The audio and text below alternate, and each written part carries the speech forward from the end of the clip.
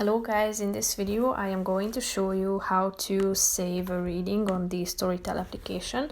But first I just want to mention, don't forget to subscribe to my channel because at 10,000 subscribers I am going to show you my whole YouTube revenue statistics and growth strategy, how to make money online. So let's jump into it. First of all, open the application on your phone.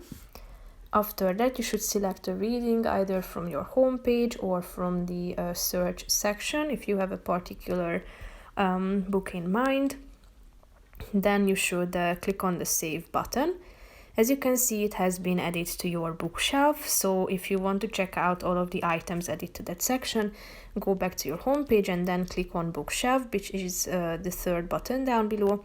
Here you can find the added item. If you tap on the three dots icon next to it, you can remove it from your bookshelf once you have finished it, or you just simply want to get rid of this item.